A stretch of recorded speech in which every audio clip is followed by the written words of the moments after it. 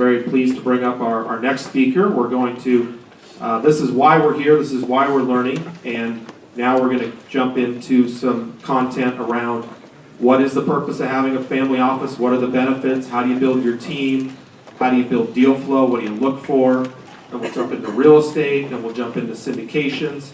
We got a ton of experience, a ton of perspective here for everybody today. So buckle up, we're excited to really learn about this new phenomenon, what's happening, why it's happening, and how can we be involved, participate, and get this capital flowing to these very deserving entrepreneurs. These technologies, we got to fund a future that we want to live in. This is very important. It's not going to happen unless we do it. So everybody needs to play a role, and so I'm very pleased to welcome Kip Kolson here, who's with Family Wealth Leadership, author, speaker, and here to share his message with us today on his experience in working with a whole variety of family offices around their purpose. And again, this does get personal. Like angel investors, family offices have a culture, they have a background. There's an entrepreneur at the heart of it. There's a grinder who was out there making stuff happen at some point to create that wealth. And we want that to flow through the generations to understand what happened, how it happened, how can we pass that along and make sure that we steward our resources in a way that are investing in a future that we want to live in. So please join me in a warm round of applause here, welcoming Kip Kolson.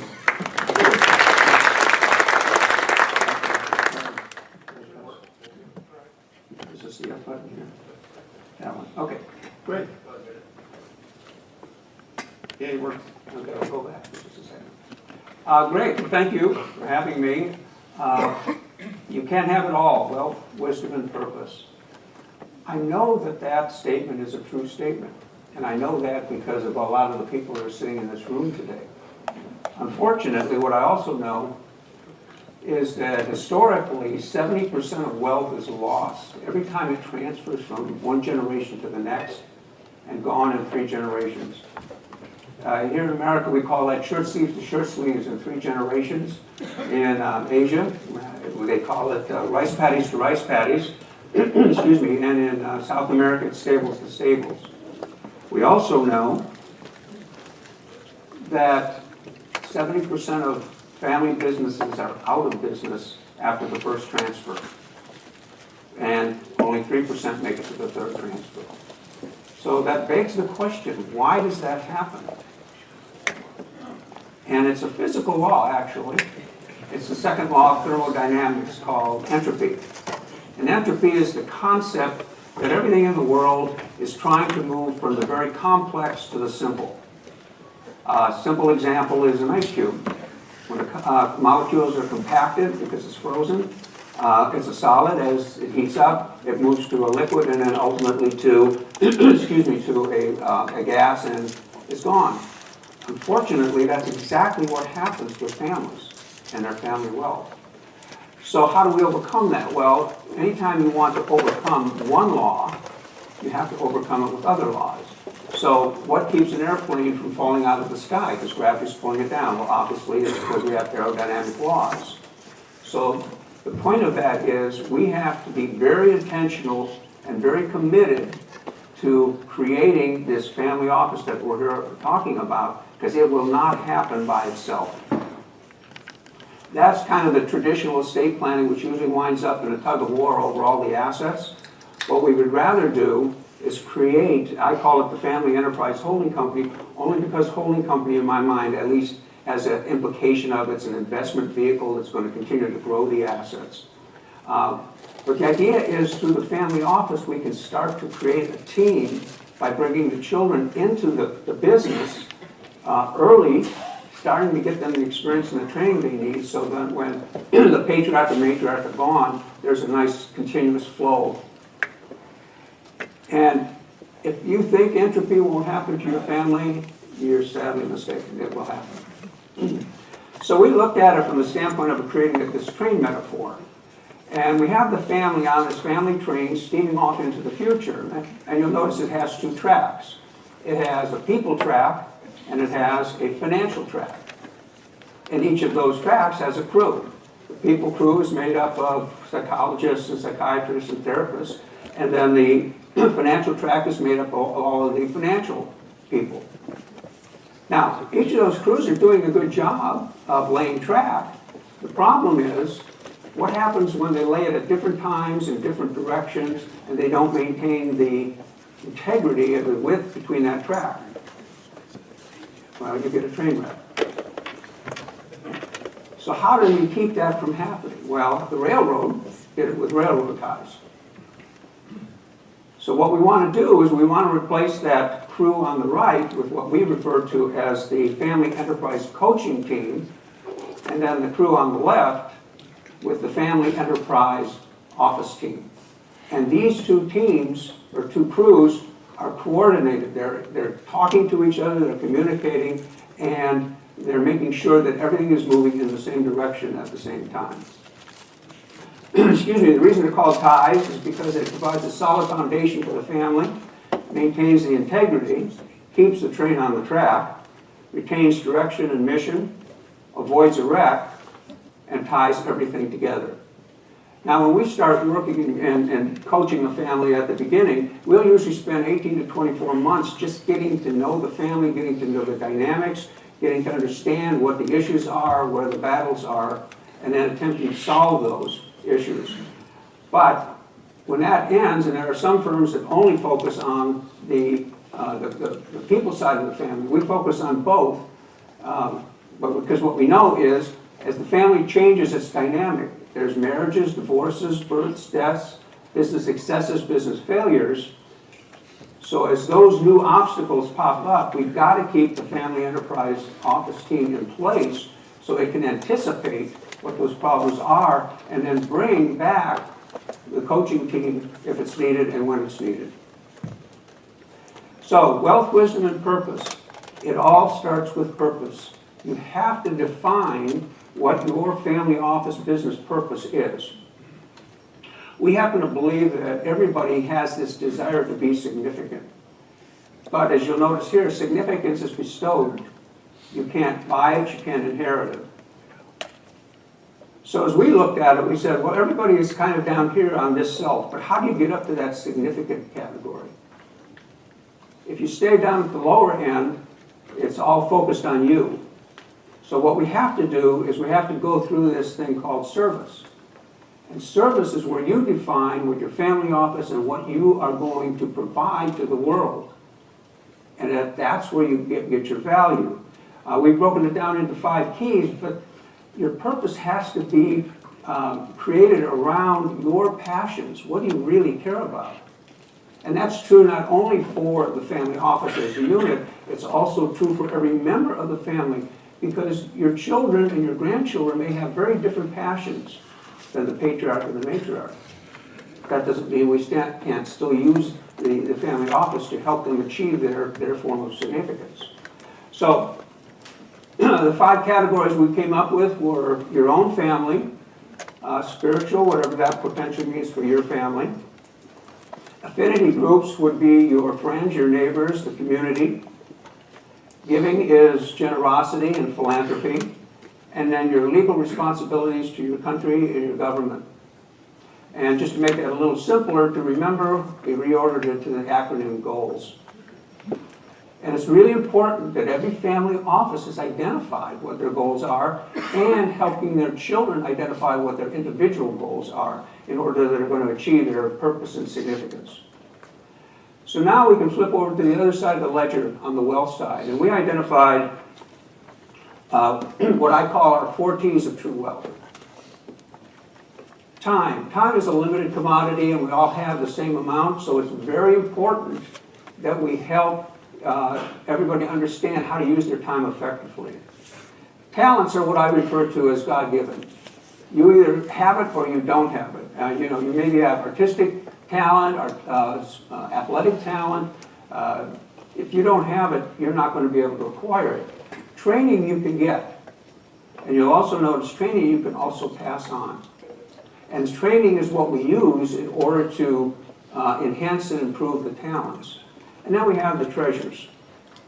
You'll also notice there I say earn and burn. And what I do, too often I see families using their wealth like dollar bills in the fireplace. and they get some momentary comfort and warmth from it, and then it's gone. And this is especially true when it comes to the children. So what we really want to do is use the wealth to build and grow and benefit future generations. Let me ask you a question, I'm going to very quickly. If I said from this day forward, you can only keep 3 time, talent, training treasures. You can reacquire one of them whenever you give up, but you have to give it up for now and start over. Who would give up their time? I don't see any hands. Who would give up their talent? Still no hands. Training? Treasures? Thank you. I was hoping you'd go there. Yeah, and because what you inherently know is as long as you have your time, your talent, and your training, you can always get the treasures, right? Isn't that how you got them to begin with? But here's the next question. What about your kids?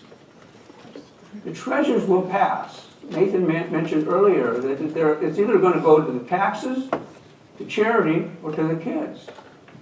So it has to go someplace. But as a society, would you say we're doing a good job of teaching our children how to use their time, talent, and training? I would suggest not. So even if we could do a pretty good job, using a baseball metaphor, that's a .392 batting average, that's good. But I don't think so. I don't think we're doing that well. I think, in fact, we're failing and we're off the team. And that's the problem. We've got this massive amount of wealth that's going to a whole generation or multi-generations that are not prepared to handle what they're about to receive. Would we have volume? Oh, good. Volume, please. Oh, maybe we go back, see if I can go back.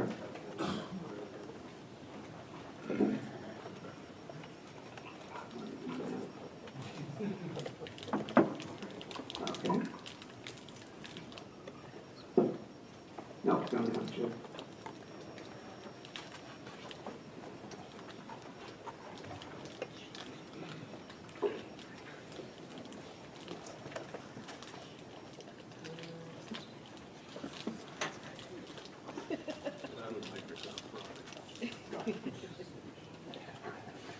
Not gonna work.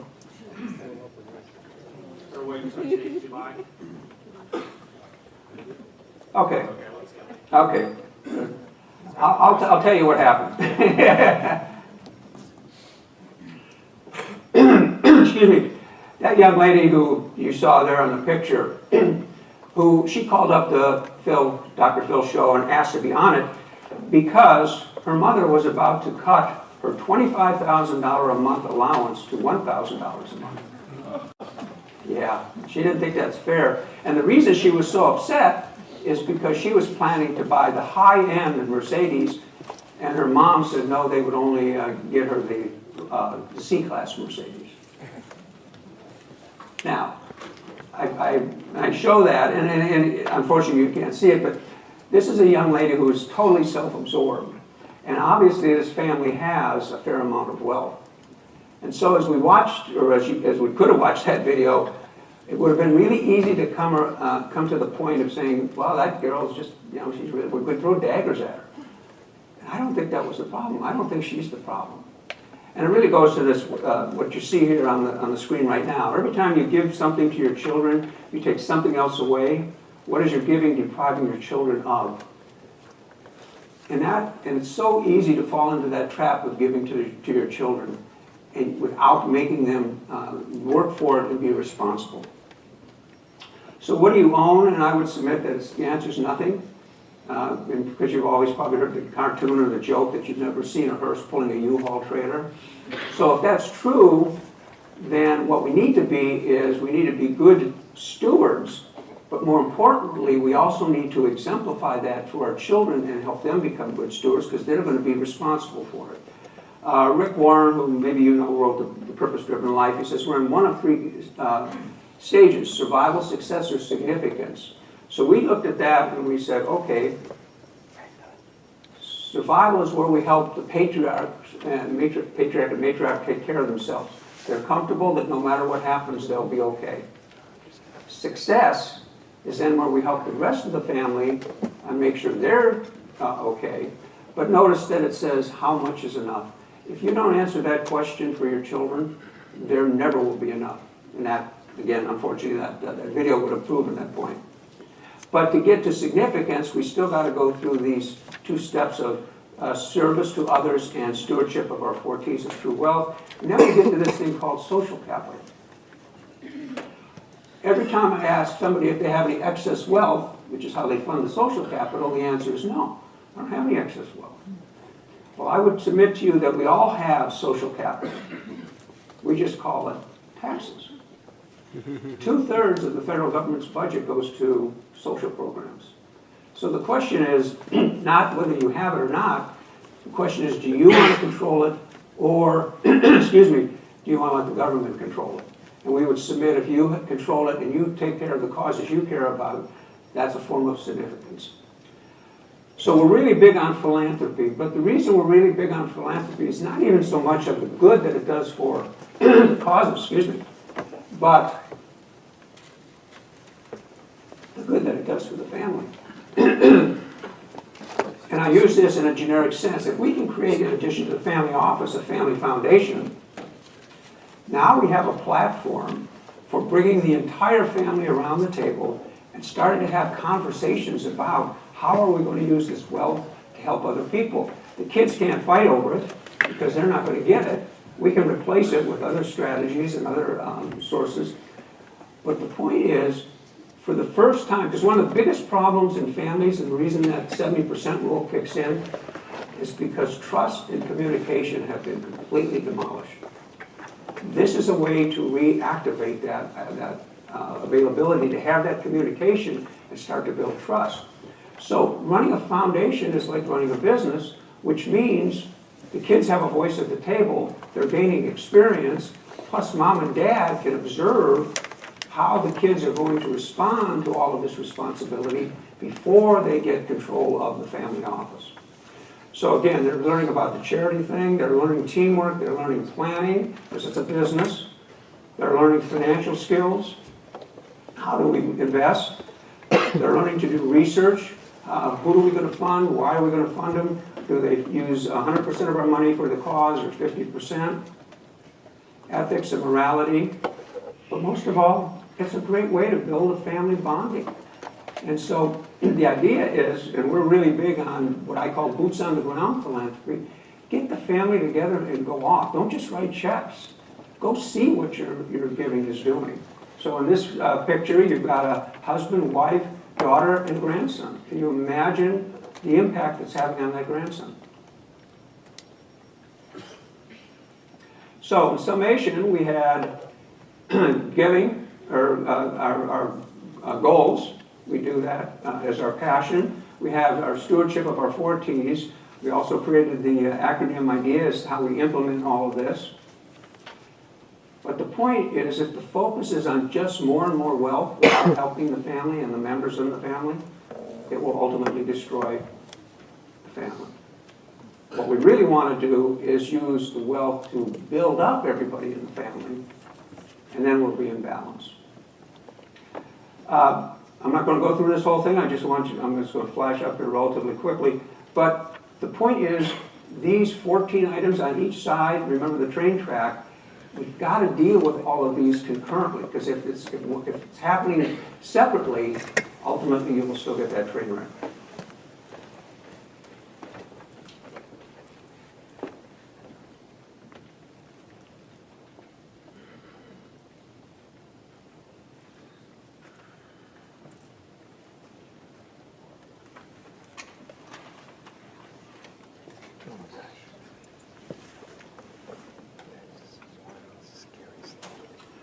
So we talked about the wealth, we talked about the purpose. Now let's talk about the wisdom.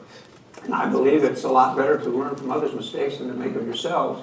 And as I was listening to Mr. Cooper there, he was really accentuating the value of what we're doing here today, and this whole setup of the cooperation is a great way, because everybody here has already made the mistakes, right?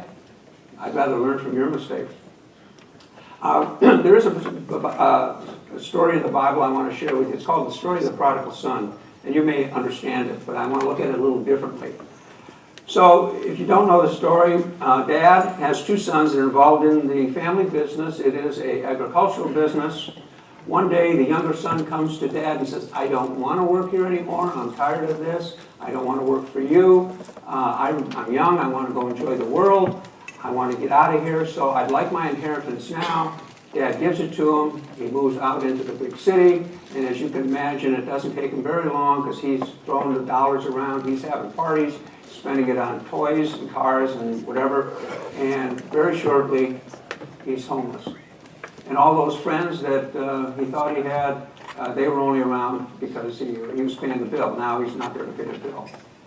So he really doesn't have any skill set. He does get a job because of his agricultural background on a local pig farm, slopping pigs. Decides, you know what, I'm going back home. Well, what did Dad do right or wrong? Well, I would submit, first of all, he never made the young man work very hard for anything. Didn't have to compete. He had no experience, and he moved him into management. He was not equipped for the role.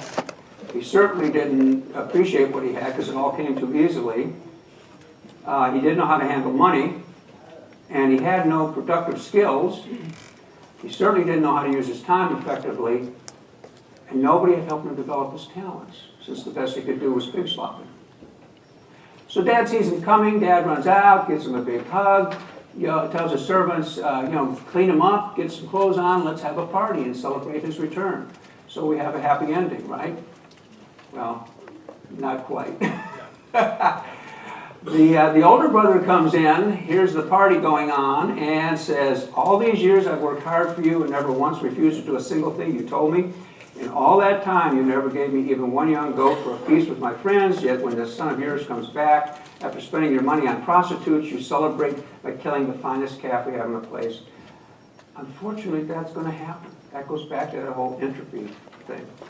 So the wisdom we embrace is train up a child the way he should go, not the way you think he should go or want him to go. Again, as we were talking about a few minutes, surround yourself with a lot of really qualified advisors that understand what your objectives are and where you're trying to get to, and then teach them to use their money and what's their wealth to do good. And finally, some wisdom from some kids.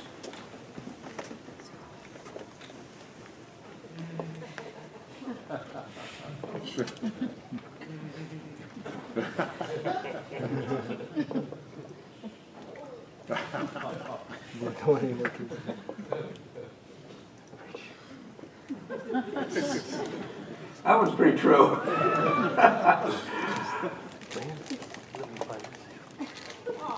I don't subscribe to that one, so thank you.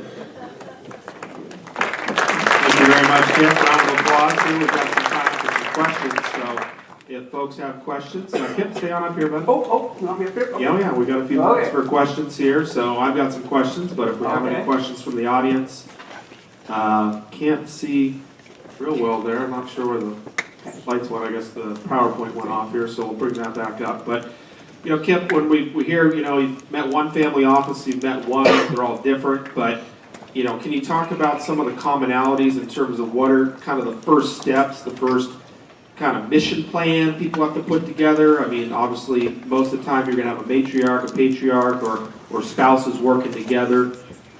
Maybe talk about just that initial step forward and kind of come to common ground to be able to move forward in this process and then be able to roll through the rest of it. I think it's, what's the first step people got to think about to get started? Probably the best way for me to answer that question is kind of share our process with you. When we first sit down with mom and dad for the very first meeting, we'll spend ultimately probably 12 to 13, 14 hours with each of them. The reason for that is we interview them separately, and the reason for interviewing them separately is we find out what the truth is. What we know is if they're in the room at the same time and we're asking them all these, we go through 100 plus questions to find out what's going on in the family and how they're dealing with it. If they're in the room at the same time, they're not as vulnerable and they try to protect. But if we get them separate, now they're going to answer these questions honestly and truthfully. And usually what we found out, and we actually put the questions up on a big screen. My son, who works with me, he sits there and types the answers while I'm asking the questions. What happens is they'll look at it and say, well, okay, that's not exactly what I meant. But then it also leads them down another path. They say, oh, by the way, that reminds me. And then that reminds me. And the point of that is, I mean, we hear everything. We've heard about extramarital issues. We've heard about problems with the kids, and that's a large part of what we're trying to do. So now once we've done that, then we're also going to do the same exercise with all the kids. So we'll go in and we'll interview all of the kids, and if they desire of us, we'll also interview the spouses of the kids. The point is, we've got to uncover all of these problems. And a lot of times we'll get a comment about, well, you know, if you have a family meeting and we bring everybody in the room at the same time, we're going to have screaming and yelling and crying, and you're just going to create problems. And my answer is, I don't create any problems. I will uncover them, but isn't it better that we can potentially talk about them now while everybody is still alive and somewhat rational than after mom and dad die, and now the room is filled with not only the kids, but all the attorneys that the kids hired. So that's interesting. You know, it's great to have a coach. It's great to have a business coach. Great to have a coach in this regard, especially because anytime you're dealing with families, there's always going to be a lot there, and these are very core issues for each person. They feel strongly about it. There is a lot of emotion. It's a matter of getting that emotion channeled in the right train tracks. Because otherwise us humans, unfortunately, are wired that left without a guardrail can, generally not going to work out well. It's been the experience. So Kip, How many other thing I would say to that is, if the parents could solve this problem, they would have solved it. They do need to have, as you were saying, help. They need to have the right advisors sitting around the table. Partly because we can hear and see things that they don't see. And they'll say, oh, I heard you. No, you didn't really hear. Plus, especially when it comes to the kids, as you all know, because we've all been there, I can say exactly the same thing that mom and dad say, and somehow I'm a rocket scientist, and mom and dad are crazy. You have a hand up back there? Real quick, Kip, how many family offices have you guys Right now we got 3. So do you see, how many have you done in total? 3. We got 3 in place right now. So do you see a phenomenon in the family offices you're talking about setting up in terms of the trend towards wanting to have direct investing, like Howard talked about, just kind of another data point? Absolutely. And I mean, again, entrepreneurial activities. We're also an RIA, so we do the basic stuff, and as Mr. Cooper was saying earlier, it is pretty boring. And part of the reason for us being connected with people like this is that we want to direct our clients into the more fun kind of deals. But yeah, I mean, I'm sorry, we had the question up there. Unfortunately, we're out of time for questions. Okay. We have time for a few questions there. But Kip will be around here the rest of the day and tonight. So thanks, Kip, for being here. Please round of applause here for Kip Kolson. Thank you. And we're going to keep